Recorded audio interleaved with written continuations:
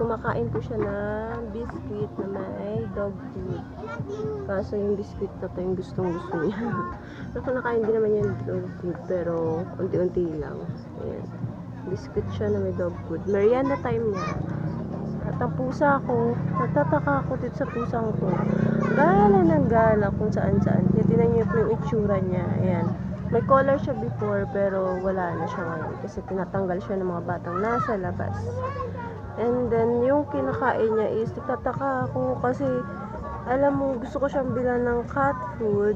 Although, kumakain naman siya ng mga pagkain ng tao. Gusto ko siya bilan sana ng cat food. Kaya lang, tingnan nyo naman, mas paborito niya yung dog food. Ayan. Hindi kasi siya kumakain ng biscuit. So, tinaray ko siya pakainin na itong dog food.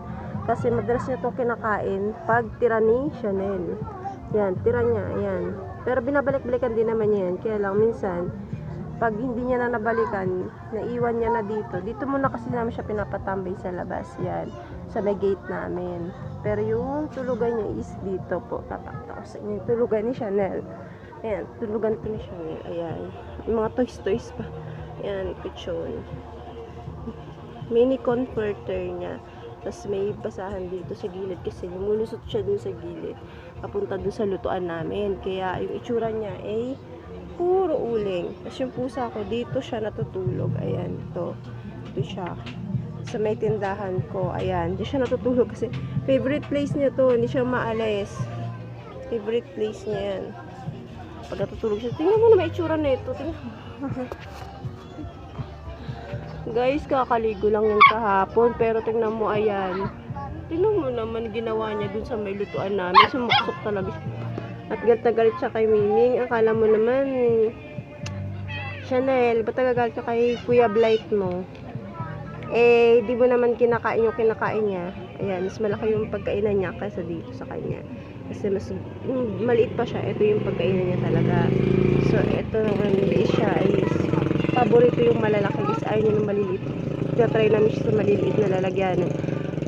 Hindi niya kinakain.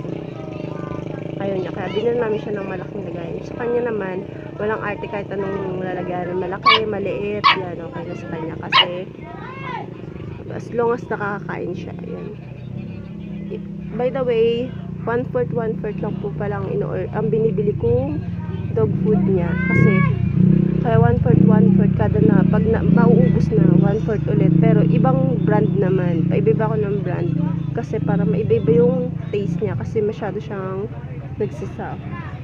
Katulad niyan, mix na food yan, mix na dog food yan, pero ang pinilian niya dun sa dog food na yun is yung parang buto yung design ng dog food niya. Buto ang design, yun yung pinagkakain niya. Kasi yun yung parang gusto ko na siya bilan ng pang-adult kasi yun yung design na gustong gusto niya kainin. So, na-try ko din. Try lang ako. 1/4 lang binibili ko. Hindi ako bumibili ng marami talaga kasi masyado nga siyang maarte. Ayan, tingnan mo naman. Although maliit pa lang siya, kumakain na siya ng dog food. Pero nagtataka talaga ako. Ayan, oh. Ang dami-dami niyan kanina. Tapos, ayan. Sabi sa inyo talagang lagi siyang may tira sa dog food.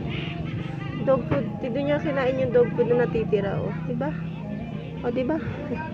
Ang galing ng asong to, Chanel. Siya nga po pala ay Jack Russell dog. At, oo, may lahi siya. Tapos, magto 2 months na siya sa February 23, 2024.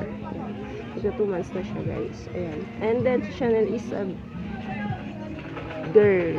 At yung pusa ko nga palang si Blight is boy. So, si Blight is magpo 4 years old na sa May 11. Ayan. O, yun. Nakita ko na sa inyo, guys, yung mga anak ko natutulog. Nagpapakain ako ng merienda muna sa kanila bago ako kumain ng merienda ko kasi si Chanel is nakiki-epal, nakikisawsaw talaga pag kumakain ako ng merienda. Although kahit busog naman siya, manghihingi pa rin siya. Ayan, guys, nakita ko sa inyo yung merienda time ng aking mga baby pets. Uy, shocking, paubos na. O, di ba, favorite niya Sabi sa inyo eh, namimili siya ng dog food talaga eh. Pero thankful at nauubos. Thank you guys.